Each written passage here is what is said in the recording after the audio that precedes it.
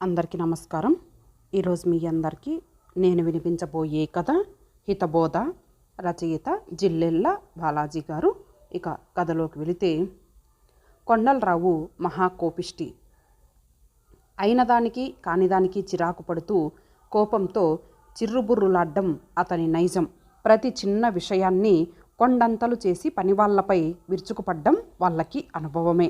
కానీ ఎటొచ్చి ఆ సమయంలో తమపై ఏ తిట్ల జడివానో కురిస్తే పర్వాలేదు, కానీ ఏ కాఫీ గ్లాసో, ఏ టిఫిన్ ప్లేటో, ఏ ఫ్లవర్ వాజో పడి తల పగులుతుందేమోనని హడలిపోతుంటారు వారు. అందుకే ఆయన ముందుకు రావడానికి జంకి తప్పించుకు తిరుగుతుంటారు పిల్లుల్లాగా. ఈ అవగుణం వల్ల కొండలరావుకు ఇటు తన ఇంట్లోనే కాక అటు బంధువర్గంలోనూ, ఆఖరుకు స్నేహితుల దగ్గర మంచి పేరు లేకుండా పోయింది. అతడి కోపాన్ని మానుకోమని ఎందరో ఎన్నో రకాలుగా చెప్పి చూశారు. శాంతంగా ఉండటం వల్ల అనేక పనులు సానుకూల పడతాయని, ఆఖరుకు ఆరోగ్యం కూడా బాగుండటమే కాకుండా ఆయుష్ కూడా పెరుగుతుందని ఎందరూ ఎన్ని రకాలుగా చెప్పిన వాళ్ళు వెర్రి వెంగళప్పలయ్యారే కానీ కొండలరావు మాత్రం ఆవగింజంతైనా మారలేదు. అతడి కోపానికి ఎక్కువగా బలయ్యే వ్యక్తి అతడి భార్య కనకమహాలక్ష్మే. అందుకే భర్త ఇంట్లో ఉన్నంతసేపు తలకు హెల్మెట్ తగిలించుకొని తిరుగుతుంటుంది. అయినా మానని అతడి కోపానికి విసిగి వేసారిపోయి ఎలాగైనా తన భర్తను మార్చాలని పట్టుదల పెంచుకుంది. ఓ రోజు ఆమెకో చక్కటి అవకాశం వెతుక్కుంటూ వచ్చింది. అది తన భర్త ద్వారానే కావటం ఆమెకు మరింత ఆనందాన్ని కలిగించింది. ఏమేవ్, మన బెల్లంకొండ రామ్మూర్తి టూర్ ఏర్పాటు చేశాడట, మనము వెళ్దామటే ఆసక్తిగా భార్యను అడిగాడు కొండలరావు. ఏ ఊర్లేంటి కుతూహలంగా భర్తను అడిగింది. కాశీ, రామేశ్వరం, కంచి, మధుర. భర్త వరుసగా ఊర్ల పేర్లు చెప్పుకుపోతుంటే చప్పున ఏదో స్ఫురించింది ఆమెకు. ఇక మరో ఆలోచన లేకుండా 2 టికెట్లను బుక్ చేయించింది వెంటనే. కాశీలో గంగానదిలో మునకలేయటానికి జంటగా ఇద్దరూ నదిలోకి నడిచారు. ఏమండి, నిజంగా నేనంత అదృష్టవంతురాలినండి. దైవం లాంటి మీరు నాకు భర్తగా దొరకటం నా పూర్వజన్మ సుకృతం. ఈ పవిత్ర గంగానదిలో స్నానం చేస్తూ మనలోని ఏ బలహీనతనైనా విడిచిపెడితే మనకు మంచి జరుగుతుందని, పుణ్యం లభిస్తుందని పెద్దలు అంటారు. కనుక నాపై కోపం చేసుకోకుండా మీరు మీ ముక్కు మీద ఉండే కోపాన్ని ఇక్కడే వదిలేసి శాంత స్వరూపులుగా మారాలని నా కోరిక. కాదనకుండా తీర్చండి ప్లీజ్. లేదంటే ఈ కాశీ విశ్వేశ్వరుడే కాదు, ఆ పూరి జగన్నాథుడు కూడా మిమ్మల్ని క్షమించడు అని ఎమోషనల్గా భార్య అనేసరికి కొండలరావు ఇక విధి లేక తప్పనిసరిగా తన కోపాన్ని గంగలో విడిచిపెట్టి కాశీ దీక్ష చేపట్టాడు. చూడండి, ఇక నుంచి మీరు ఎవరి మీద అనవసరంగా కోప్పడకూడదు. దేన్ని పనివారి నెత్తిమీద పడేసి పగలగొట్టకూడదు. శాంతంగా ఉండాలి, తెలిసిందా అంటూ చిలిపిగా అతడి ముక్కుపై వాలిన ఈగను చూపుడు వేలితో తోలింది. అలా తోలటంలో పొరపాటున ఆమె చూపుడు వేలుకు పెంచుకుంటున్న పొడవాటి గోరు అతడి ముక్కుకు తగిలి గీరుకుపోయింది. ఆ బాధ భరించలేక కొండలరావు తన చేతిలోని మరచెంబును భార్య మీదకు విసిరాడు. అది ముందే ఊహించిన కనకమహాలక్ష్మి స్ప్లిట్ సెకండులో చప్పున ముందుకు వంగింది. అలా వంగటంతో ఆ మరచెంబు కాస్త ఎదురింటి ఏకాంబరం తలకు తగిలింది. వెంటనే అతడి తల బొప్పి కట్టింది. అతడు తన తలను తడిమి చూసుకొని కుయ్యో మొర్రో అంటూ అరవసాగాడు. ఏకాంబరానికి ఏదో అయ్యిందని అందరూ కొండలరావును నానా తిట్లు తిట్టారు. ఆ తిట్లు తింటూ పళ్ళు పటపటా కొరుకుతూ కోపంతో భార్య కేసి చూశాడు కొండలరావు. చూశారా, మీ కోపం ఎంత అనర్థానికి దారి తీసిందో. గంగలో కోపాన్ని విడిచిపెట్టాను అన్నారు, అంతా ఒట్టిదేనన్నమాట అంది బొంగమూతి పెట్టి.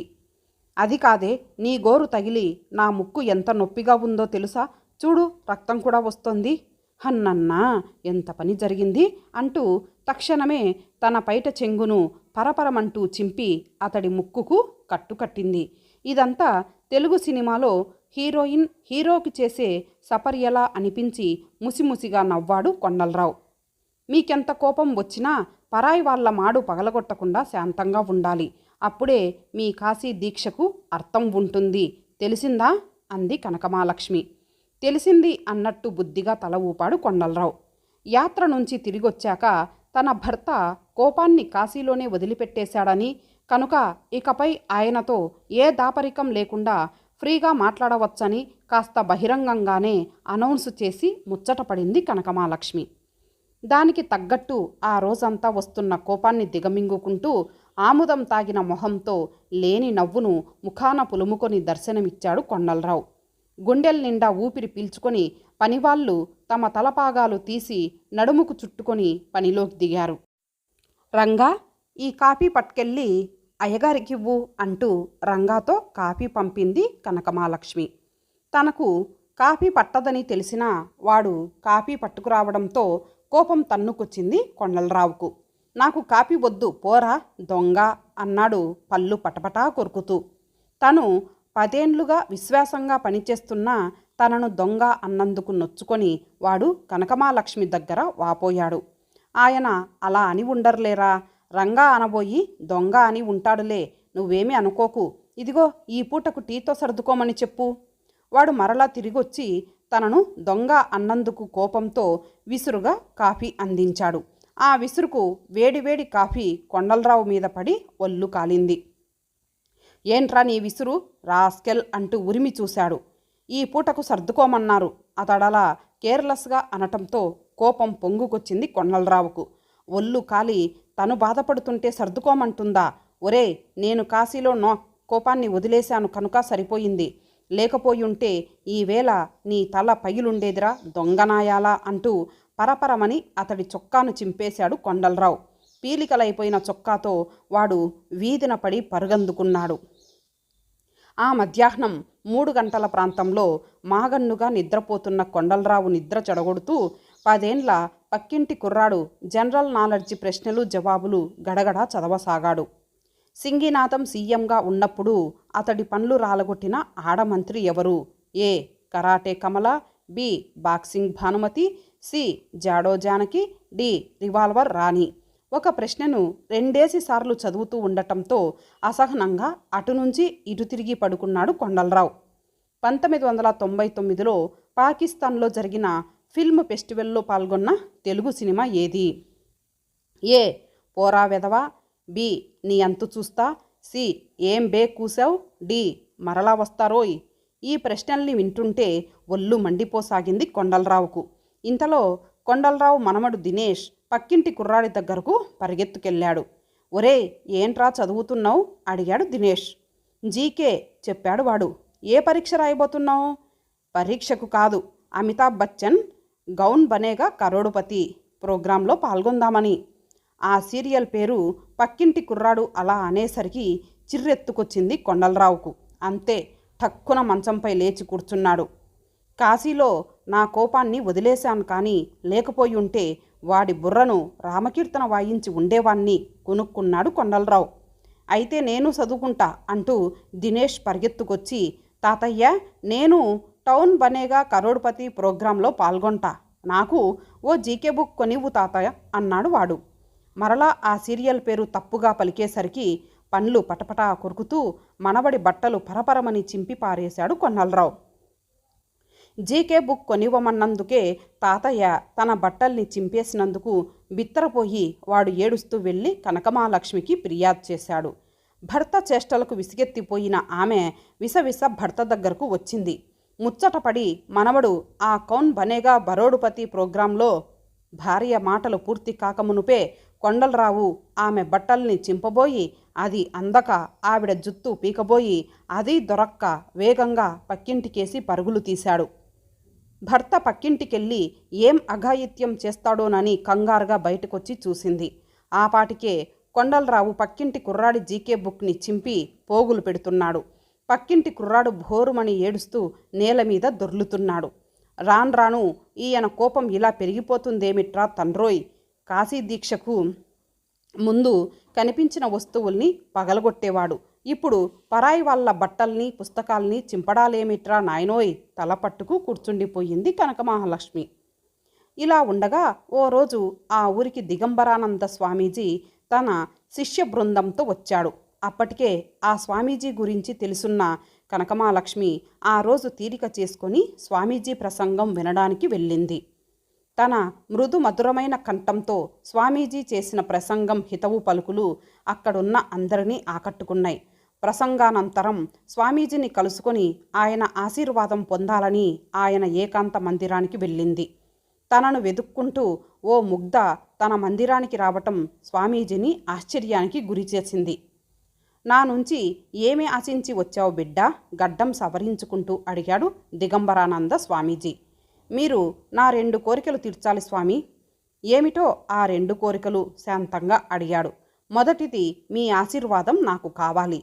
తప్పకుండా. మరి నీ 2వ కోరిక ఏంటో? ఓ కన్ను మూసి మరో కంటితో చూస్తూ అడిగాడు స్వామీజీ. 2వది అంటూ నసిగింది కనకమాలక్ష్మి. చెప్పు బిడ్డ, సందేహమెందుకు? ఓసారి మీరు మా ఇంటికి రావాలి స్వామి అంది కళ్ళు రెపరెపలాడిస్తూ. నేను డాక్టర్ను కాను, యాక్టర్ను కాను, మినిస్టర్ను అసలే కాను. మరి నన్ను మీ ఇంటికి రమ్మంటావెందుకు బిడ్డా? అందుకు 2 కారణాలున్నాయి స్వామి. మళ్ళీ 2? అయోమయంగా అడిగాడు స్వామీజీ. అవును స్వామి. మొదటిది మీరు నా ఆతిథ్యం స్వీకరించేందుకు, 2వది అంటూ మళ్ళీ నసిగింది. మళ్ళీ సందేహం ఎందుకు బిడ్డ? చెప్పు. మీరు మా ఆయనకు హితబోధ చేయాలి స్వామి. ఏం మీ ఆయన దుర్మార్గుడా? కాదు స్వామి, కోపిష్టి మనిషి. ఆయనకెప్పుడు ముక్కు మీదే ఉంటుంది కోపం. దాంతో ఎప్పుడు ఏ పని చేస్తాడో ఏం చేస్తాడో అతడికే తెలియకుండా పోతోంది. ఏ క్షణంలో దేన్ని పగలగొడతాడో, ఎవరి తల పగులుతుందో అర్థం కాకుండా పోతోంది. కనుక మీరు కాస్త ఆయన కోపాన్ని తగ్గించి శాంత గుణాన్ని అలవర్చగలిగితే మీ ఫోటో మా టీవీ పైన పెట్టుకుంటాను స్వామి. టీవీ చూస్తున్నప్పుడల్లా తను వాళ్లకు కనిపిస్తుంటాడని మహదానందపడిపోయాడు దిగంబరానంద స్వామీజీ. అలాగే బిడ్డ, ఎప్పుడు రమ్మంటావో చెబితే అప్పుడే వస్తాను. ఎప్పుడో ఎందుకు స్వామి, ఈ సాయంత్రమే రండి. అలాగే బిడ్డ, తప్పకుండా వస్తా. అన్నట్టు మీ టీవీ ఏ సైజుదో చెబుతావా బిడ్డ? ఎందుకు స్వామి? అనుమానంగా అడిగింది. నాది ఏ సైజు ఫోటో తెచ్చుకోవాలో తెలియాలిగా. క్షమించండి స్వామి, మా ఇంట్లో టీవీ లేదు. మరి నా ఫోటో టీవీ పైన పెట్టుకుంటానన్నావుగా. టీవీ కొంటే పెట్టుకుంటాను స్వామి నింపాదిగా అంది. అలాగా, మంచిది బిడ్డ నిరుత్సాహంగా అన్నాడు స్వామీజీ. స్వామి, సాయంత్రం మీరు తప్పకుండా వస్తారుగా. వస్తాను బిడ్డ అన్నాడు. ఆ సాయంత్రం కొండలరావు తన ఇంట్లోకి అడుగు పెట్టేసరికి ఇల్లంతా ధూపంతో నిండిపోయి ఉండటం గమనించి చిర్రెత్తుకొచ్చింది అతడికి. వసేవు కనకం, ఏంటే ఈ పొగ? కళ్ళు కనిపించకుండా అంటూ కళ్ళు నులుముకుంటూ ఇంట్లోకి అడుగుపెట్టాడు. అగరు ధూపానికి ఉక్కిరి బిక్కిరై దగ్గు తెరలు ప్రారంభం కావటంతో కోపంతో పండ్లు పటపటలాడిస్తూ కొరుకుతూ ఉన్నాడు. ఎక్కడ చచ్చావే దరిద్రపు పీనుగా అంటూ తన చేతి కర్రను కోపంతో లోపలికి విసిరాడు. అది సరాసరి వెళ్ళి దిగంబరానంద స్వామీజీ తలకు బలంగా తగలటంతో అబ్బా అంటూ ఇల్లు ఎగిరిపోయేలా గట్టిగా కేక పెట్టాడు. తను చేసిన పాలపాయసం ఆయాసంగా ఆబగా 6వ గ్లాసు లాగించేస్తున్న స్వామీజీ తల పట్టుకొని భయం భయంగా లేచి దిక్కులు చూడ్డం మొదలెట్టేసరికి కంగారు పడింది కనకమాలక్ష్మి. ఈలోపు గదిలోకి రానే వచ్చాడు కొండలరావు. కాషాయ వస్త్రాలు ధరించి, ఒళ్ళంతా వీపూతి నామాలతో, రుద్రాక్ష మాలలు ధరించి, బారెడు గడ్డంతో స్వామీజీ అచ్చు బూచాడిలా కనిపించాడు కొండలరావు కంటికి.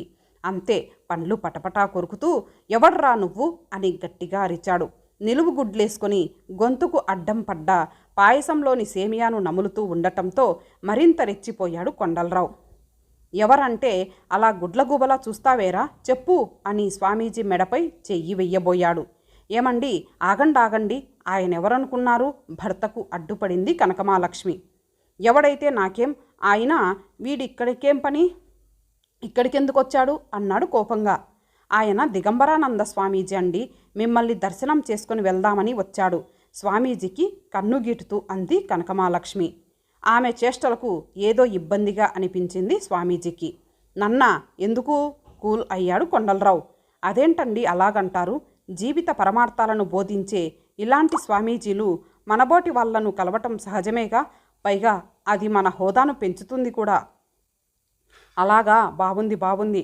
అయితే ఆ చాపని ఇలా పట్టుకురా అంటూ భార్యను పురమాయించాడు. పర్వాలేదే, ఈ జీవుడికి కోపతాపాలతో పాటు మంచి మర్యాద కూడా తెలుసన్నమాట మనసులో మెచ్చుకున్నాడు స్వామీజీ. భార్య తెచ్చిన చింకి చాపను నేల మీద పరిచి, స్వామి ఇట్టా కూర్చోండి మీరు అని తను సోఫాలో కూర్చున్నాడు కొండలరావు. గొంతులో పచ్చి వెలక్కాయ అడ్డం పడ్డట్టు గింజుకొని విధి లేక క్రింద కూర్చున్నాడు స్వామీజీ. చెప్పండి స్వామి, అంతా బాగున్నారా? ఎంతమంది శిష్యులు, ఎంతమంది పిల్లలు అన్నంత తేలిగ్గా ప్రశ్నించాడు. తలను ఓమారు గొక్కొని చిరునవ్వు చిందించాడు స్వామీజీ. ఎలా ఉంది మీ ఆదాయం? సుమారుగానే వసూలు అవుతోందా? ఆదాయం ఏమిటో వసూలు ఏమిటో అర్థం కాక గడ్డం సవరించుకుంటూ చప్పున కళ్ళు మూసుకొని ఆలోచనలో పడ్డాడు స్వామీజీ.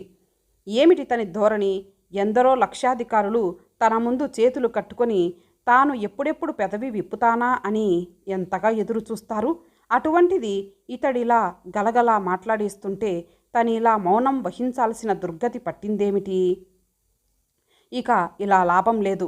వెంటనే ఇతడికి హితబోధ చేసి వచ్చిన పని ముగించుకొని ఇక్కడి నుంచి వెంటనే వెళ్ళిపోవాలి అని నిర్ణయించుకొని వీలైనంత ప్రశాంతతను మొహంలోకి తెప్పించుకొని మెల్లగా కళ్ళు తెరిచాడు స్వామీజీ.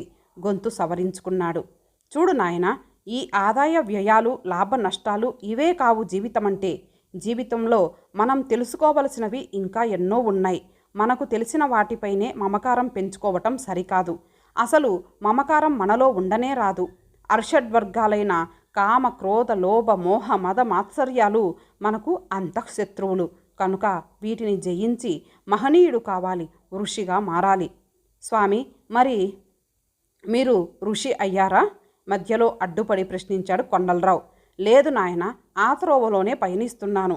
అంటే మీరు సైతం ఇంకా అర్షడ్వర్గాలను జయించలేదన్నమాటేగా? ఆ మాటలకు గతుక్కుమన్నాడు స్వామీజీ.